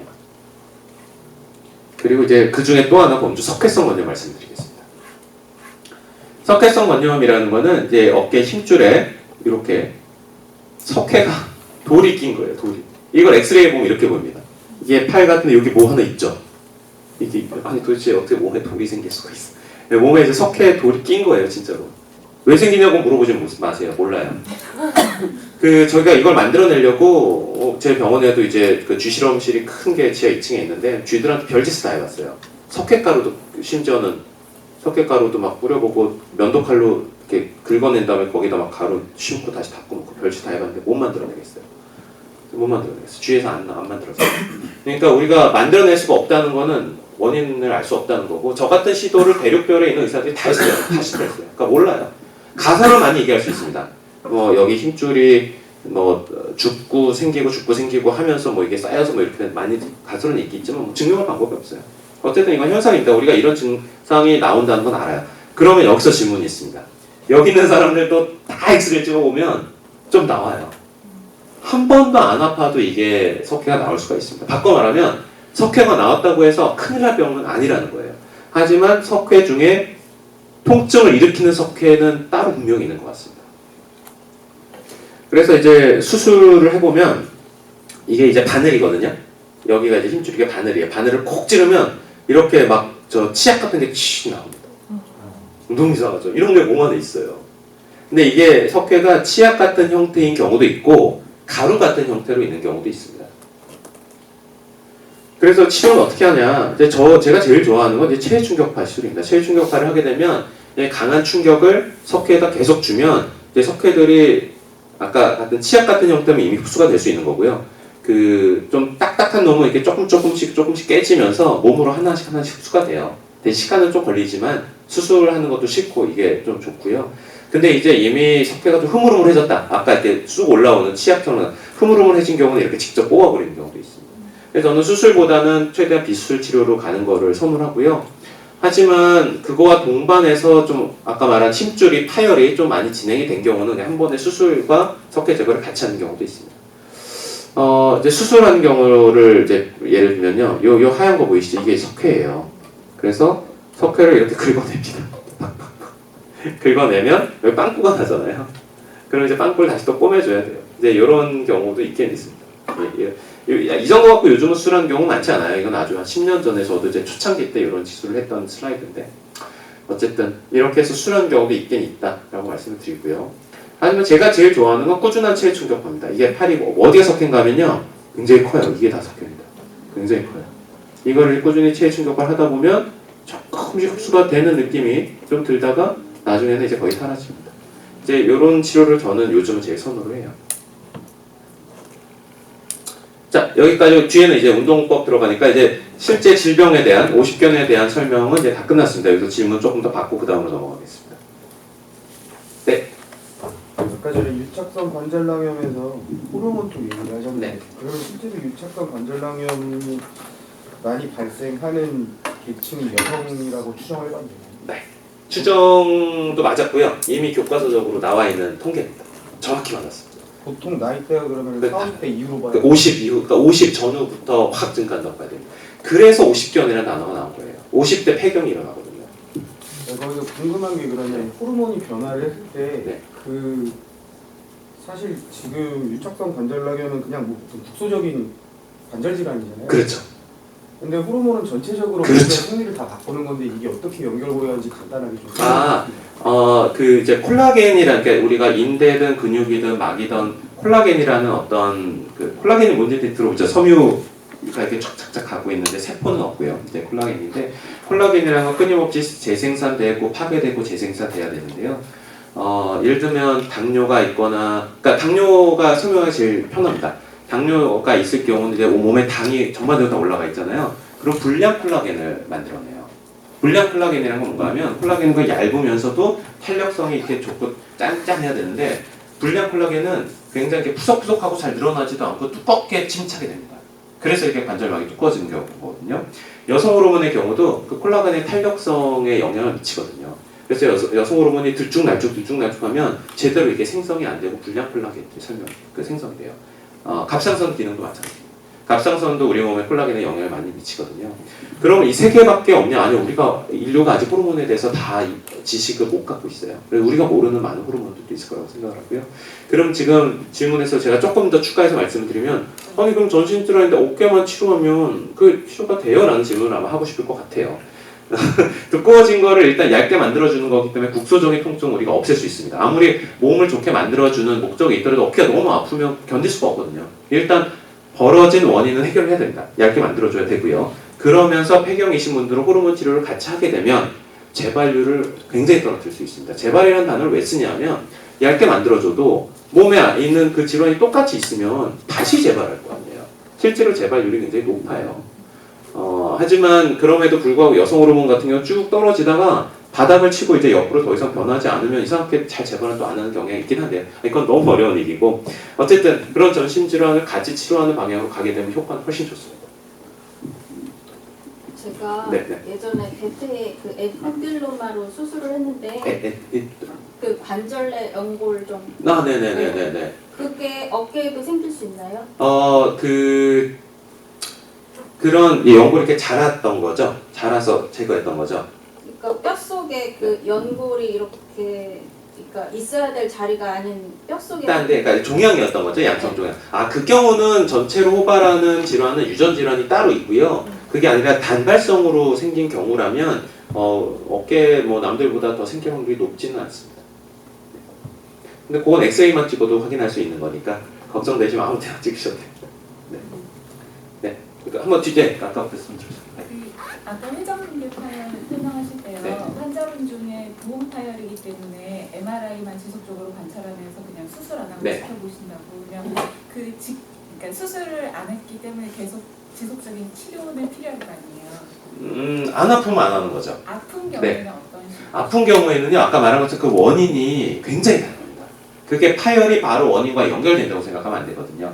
파열이 있더라도 어떨 때는 그러니까 이런 경우도 있어요. 파열은 그대로 가는데 어떨 때는 바깥층에서 염증이 나오고 그 다음에 왔을 때는 안쪽에서 염증이 생기는 경우도 있고요. 그래서 그때마다 우리가 이학적 검사부터 시작해서 굉장히 검사를 좀 많이 해야 되거든요. 그리고 손에서 만지는 느낌도 되게, 손맛도 되게 중요합니다.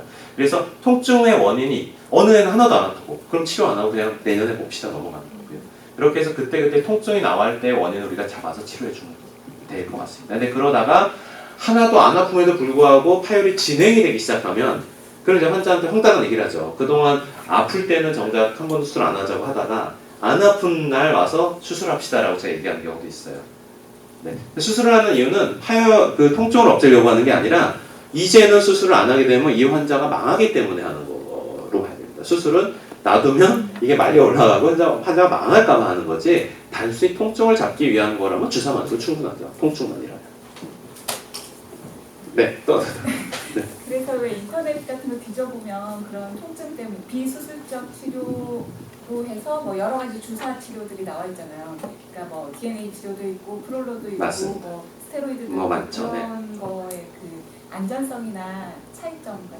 뭐 안전성이야 뭐 거의 다 확보가 되어 있죠. 근데 이제 그 차이는 이제 스테로이드 같은 경우는 이제 염증을 치료하고요. 아까 말한 것처럼 두꺼워진 관절막을 얇게 만들어줄 수 있는 약은 스테로이드 계열, 많은 약이 있어요, 계열에. 스테로이드 계열 약밖에 없습니다. 근데 그거 말고 이제 증식 치료 계열이 있어요. 증식 치료라는 거는 이제 그 조직을 더 두껍게 만들고 좀 강하게 만들어주는 건데요. 그게 프로롤로 치료, 아까 말한 DNA 치료, 뭐 PRP 이런 거에 해당합니다.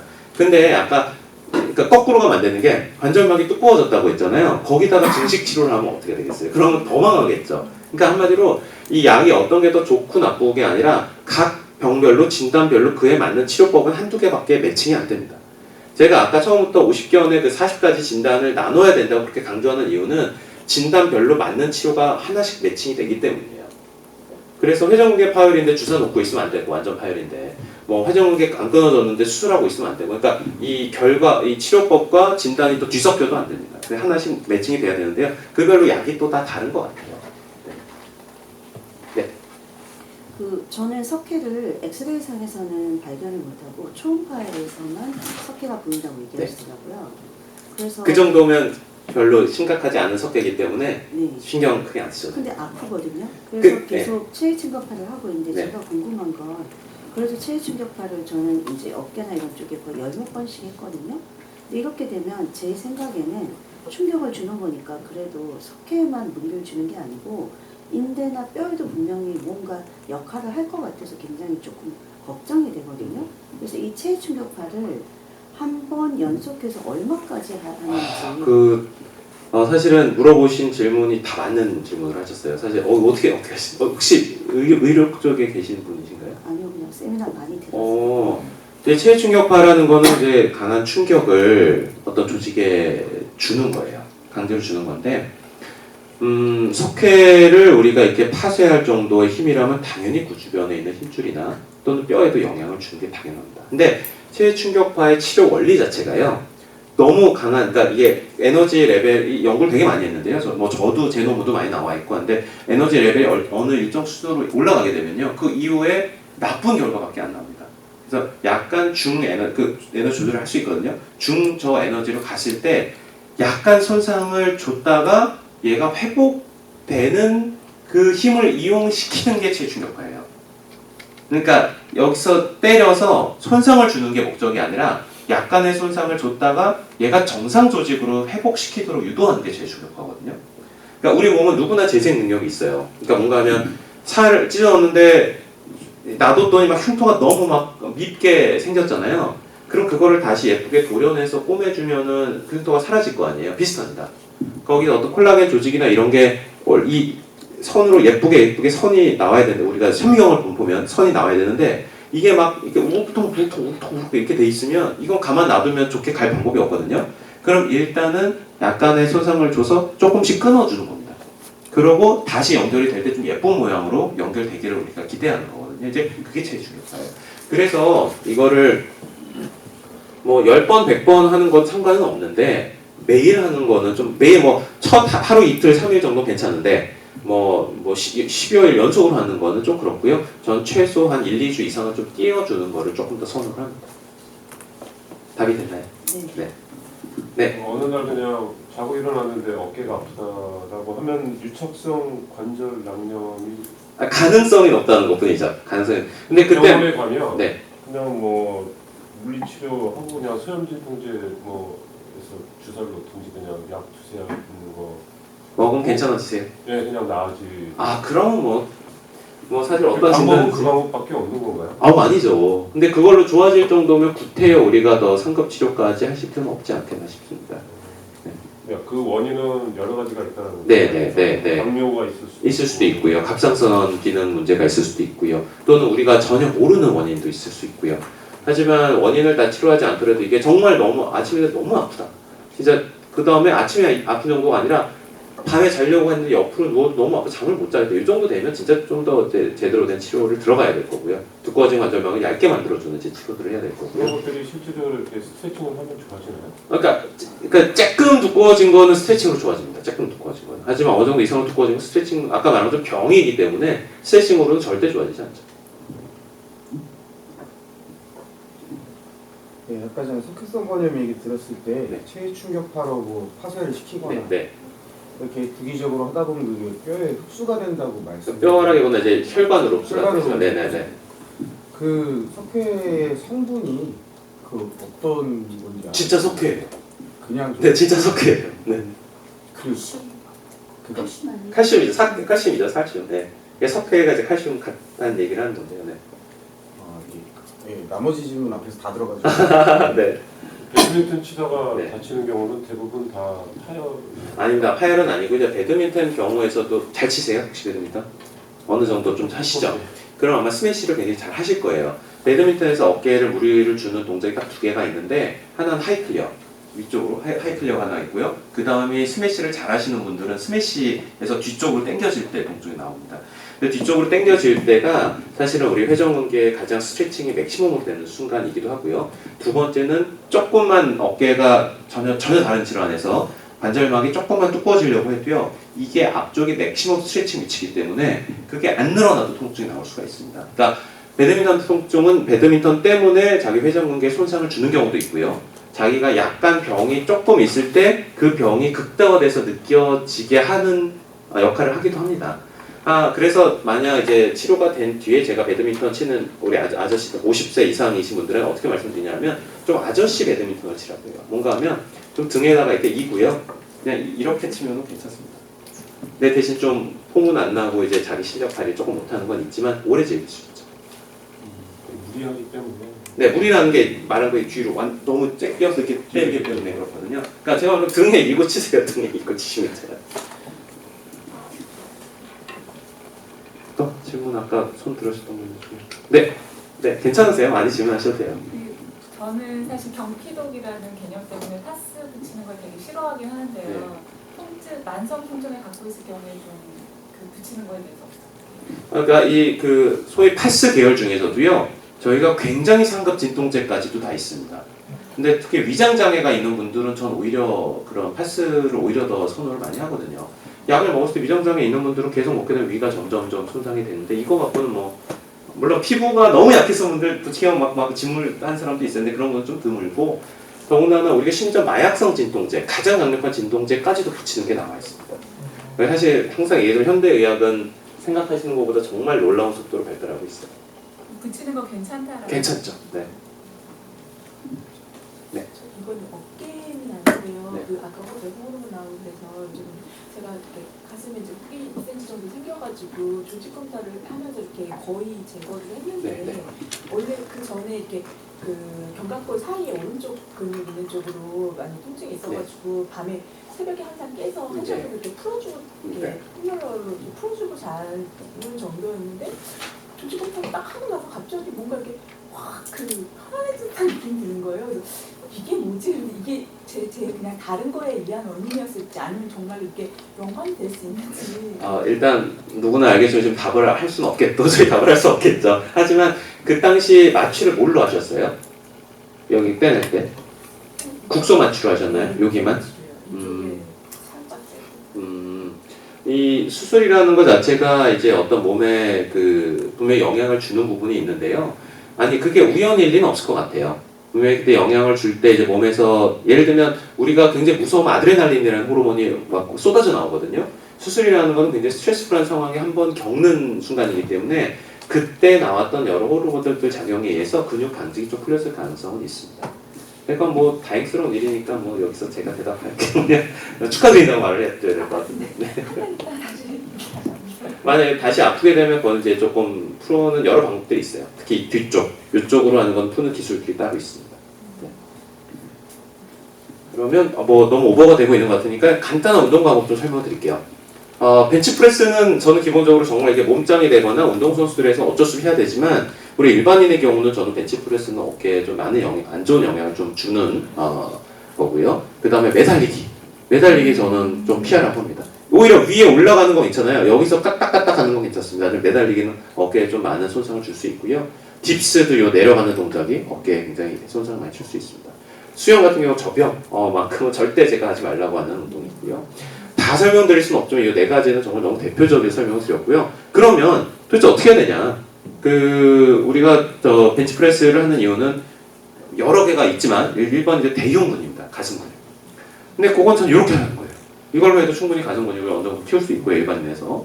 그 다음에 이런 겁니다. 3두 운동을 똑같이 하더라도 이렇게 들고 하지 말고 이렇게 하면 3두 운동 효과가 똑같단 말이에요. 근데 구태 이렇게 할 이유가 없죠. 선수가 아닌 이상. 그 다음에 이제 그 세라밴드 같은 경우도 그냥 이렇게 하면 되는데 이렇게 팔을 들어서 하게 되면 역시 어깨에도 계속 무리가 됩니다. 그래서 이게 모든 운동이 하지 않는 게 아니라 손상을 덜 주는 방향으로 하는 방법들이 있다는 거죠.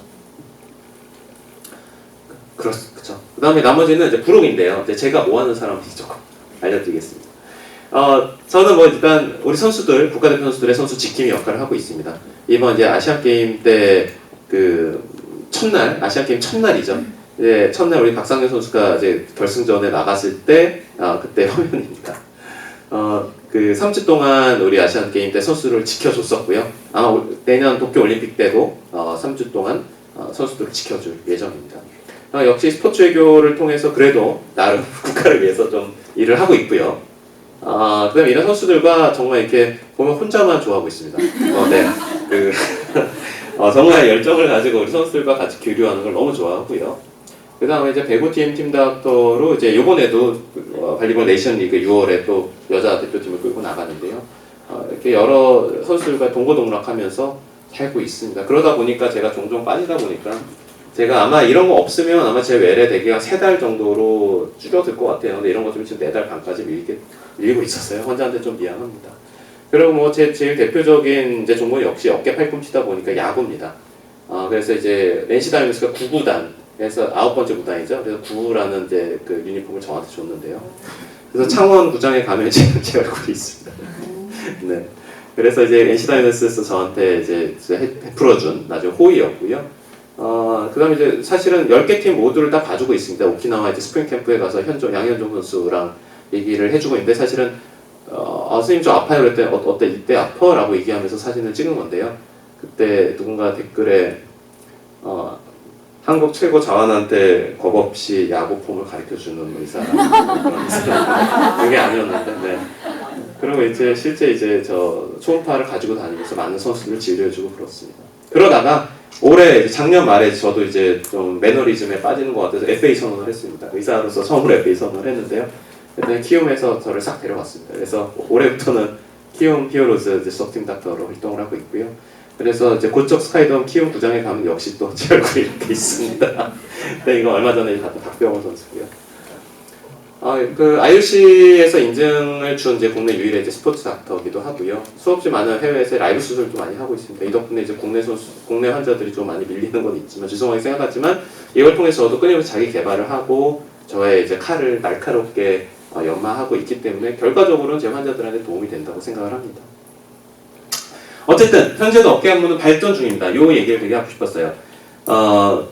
예를 들면 올해 이 중에 누군가 저한테 왔는데 제가 이거는 지금 치료가 좀 안 될 것 같아요 라고 얘기를 한다고 해서 실망할 필요는 없다는 겁니다. 내년에는 치료될 수도 있어요. 어깨는 정말 너무 빠른 학문으로 발달하고 있고요. 어깨 처음에는 다 열어서 했어요. 근데 이제는 누구나 관절경으로 하고 있습니다. 관절경 안 쓰는 의사는 요즘 거의 아무도 없어요. 이렇게 구멍만 넣어서 다 수술합니다.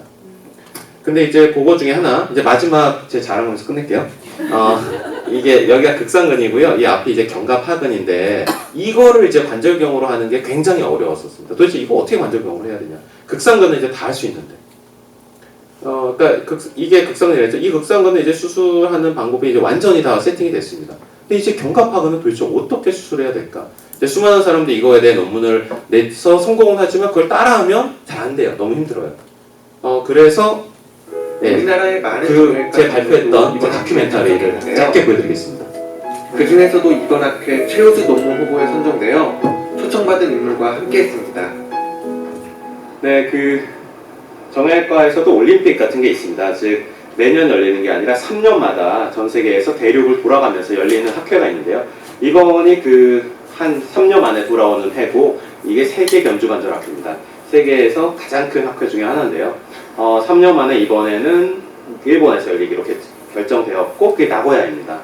여기서 저는 세계 견주관절 학회가 선정한 최고의 학술상 후보에서 올라 있습니다. 그래서 시상식 참석 겸 제 논문 발표를 위해서 왔고요. 그와 더불어 또 강의가 있습니다. 그래서 강의를 하기 위해서 지금 나고야까지 왔습니다. 이상훈 박사는 아시아인으로서 유일하게 미국 정형외과 학회 학술대회에서 견관절 관련 논문을 발표하는 등 어깨와 팔꿈치 수술 분야에서는 이미 한국을 넘어 세계 의료계의 두각을 나타내고 있는 인물입니다. 항상 새로운 수술법과 치료 방법을 개발하고 증명해냄으로써 세계 의학을 이끌어왔기 때문일 것입니다. 그는 이번 학회에서 최우수 학술상 후보에 오른 어깨의 회전근개 견갑하근 파열에 따른 관절경 수술의 새로운 기법에 관한 논문 발표와 팔꿈치, 테니스 엘보 줄기세포 치료의 임상 연구에 대한 강의를 진행할 예정입니다.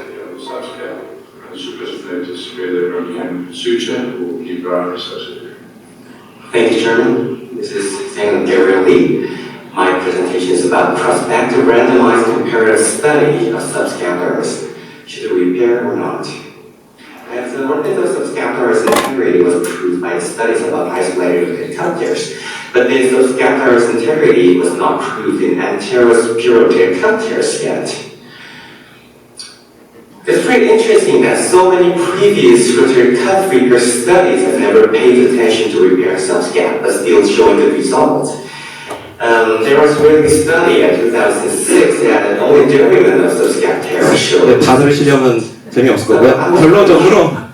결론적으로 그 제 방법에 의해서 누구나 견갑하근을 수술할 수 있는 어떤 표준 방법이 개발이 됐고요. 그로부터 이제 6년이 지났는데 이제 전 세계 이제 많은 선생님들이 무사하게 이제 견갑하근을 수술할 수 있게 됐습니다. 그래서 제 이름이 들어간 방법이었고요. 그래서 이제 저 호주의 전주관절학회장 하신 선생님께서 농담처럼 한 얘기긴 한데 제가 인용을 합니다. 이렇게 좀 되게 좋은 이야기도 해주시고 그랬습니다. 그래서 어쨌든 제가 항상 얘기했지만 지금 해결 안 되더라도 5년 뒤에는 제가 반드시 해결할 수 있습니다. 그래서 제 강의는 여기까지고요. 말씀드리고 싶었던 건 50견의 여러 원인 있고 지금 제가 치료할 수 있는 게 이런 게 있지만 우리가 해결하지 못하는 문제는 분명히 많이 산적해 있습니다. 아주 많이 산적해 있어요.